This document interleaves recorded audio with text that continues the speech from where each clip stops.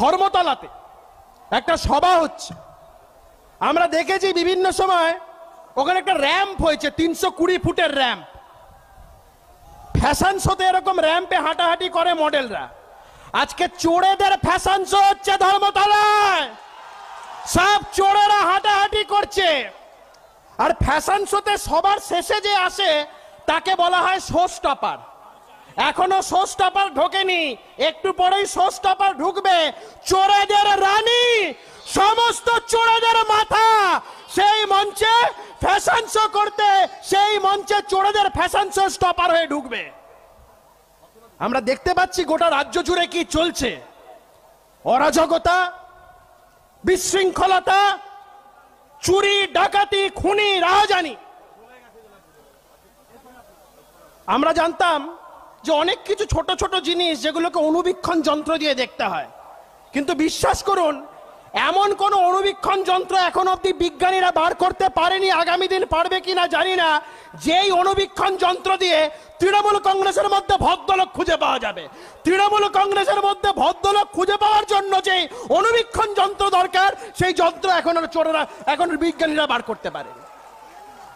এই এত চোর জোচ্চোর, সবাইকে বাঘ সিংহ এই সমস্ত বলা হচ্ছে। মুখ্যমন্ত্রীকে আমরা দেখছি, এই রাজ্যের মুখ্যমন্ত্রী চোরেদেরকে এখানে আড়াল করতে নেমেছেন। যাদের বাড়িতে ইডি যাচ্ছে, যাদের বাড়িতে সিবিআই যাচ্ছে, মুখ্যমন্ত্রী তাদেরকে আড়াল করার চেষ্টা করছে। তার কারণ কি? মুখ্যমন্ত্রী জানেন, তার দলের নেতারা জানেন, এই সমস্ত লোকেদের ধরা পড়লে এই সিবিআই জামাই আদর করবে না, এমন আদর করবে মাথার নাম বলবে। যখন মাথার নাম বলবে পিসি ভাইপো তখন পালিয়ে পথ পাবে না। সমস্ত রাজনৈতিক দলের লোকেরা বলছেন যে বিজেপি কেন কিছু করছে না। কালকে মোদিজি বুঝিয়ে দিয়ে গেছেন শিলিগুড়ির সভাতে, ভাইপোর নাম বলে গেছে। মমতা বন্দ্যোপাধ্যায় জেনে রাখুন, চুরি জোচ্চুরি করে রেহাই পাওয়া যাবে না। যেভাবে শাহজাহান শেখকে ঘাড় ধরে নিয়ে গেছে, প্রত্যেকটা তৃণমূলের চোর জোচ্চোর খুনিদের একই পরিণতি হবে। আমি আমার কামানো মাথার চুলের কসম কে বলছি, এই বাংলার মানুষের জন্য ভারতীয় জনতা পার্টির প্রতিটা সৈনিক, প্রতিটা কর্মী রাস্তায় নেমে এই অত্যাচারী শাসককে উৎখাত করবে।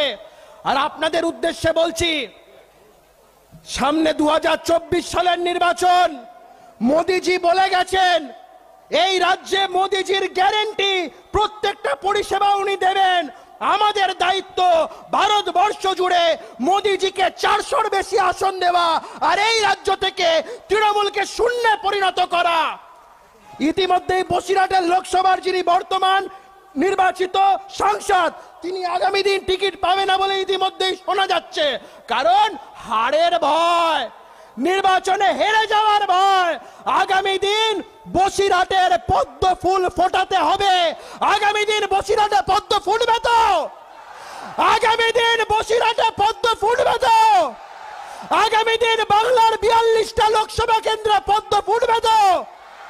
আমাদের মাননীয় প্রধানমন্ত্রী, বিশ্বের সর্ব জনপ্রিয় নেতা মাননীয় শ্রী নরেন্দ্র মোদীজি বলেছেন উনার গ্যারেন্টি মানুষকে পরিষেবা পৌঁছে দেওয়ার। আর আমরা জানি এই রাজ্য থেকে 24 সালে তৃণমূল কংগ্রেসকে শূন্য করতে পারলে 26 অবধি অপেক্ষা করতে হবে না।